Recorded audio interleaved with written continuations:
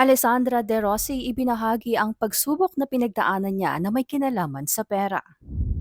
Sa isang interview ay nagpakatotoo si Alessandra De Rossi patungkol sa mga dinanas niyang pagsubok dahil sa kawalan niya ng trabaho, na dumating pa nga umano sa punto ng kanyang buhay na halos zero balance na ang laman ng kanyang bank account.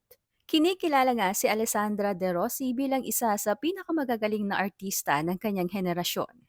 At sa isang interview nga sa kanya ng batikang broadcaster na si Miss Corina Sanchez, dito nga siya nagbahagi ng ilang detalye patungkol sa kanyang buhay, ilang pagsubok na pinagdaanan niya.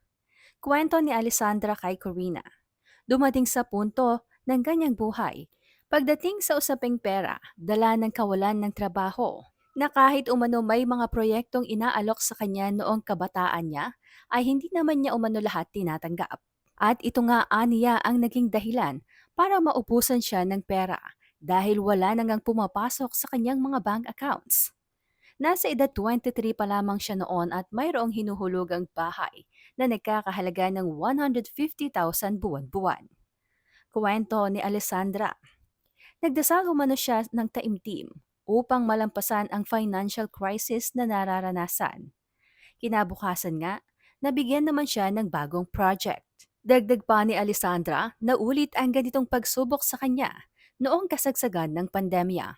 Halos zero balance na umano ang laman ng kanyang bank account.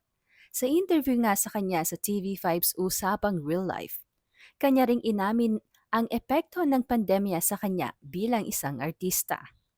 Aniya ay wala siyang kahit anong project, kaya naman wala ding perang pumapasok sa kanyang bank account. Kwento pa niya, kasabay ng paghihirap niya sa pera ay may isa pang kaibigan na nangailangan din ng tulong niya. At kahit umano na sa 18,000 na lamang ang laman ng kanyang bank account, ay pinili pa rin niyang magpadala dito ng halagang 5,000 pesos dahil awang-awa raw siya para sa kaibigan noon na naapektuhan din ng pandemya. Kwento pa ni Alessandra, ilang minuto nga matapos niyang magpadala ng pera sa kaibigan, ay mayroong pumasok sa kanyang bank account na nagkakahalaga ng 267,000 pesos. Ito nga ay bayad umano sa proyektong ginawa niya bago magkaroon ng pandemya. Pagbabahagi pa ng actress, dinirinig umano ng Diyos ang kanyang mga panalangin. Kaya naman hindi umano siya natatakot sa mga problemang posible pa niyang maranasan sa hinaharap. At totoo din umano na kapag tumulong ka sa kapwa mo ng bukal sa loob mo, ay mayroon at mayroon itong kapalit na nanggaling sa Diyos. Nag-iwan naman ng iba't ibang komento ang mga netizens.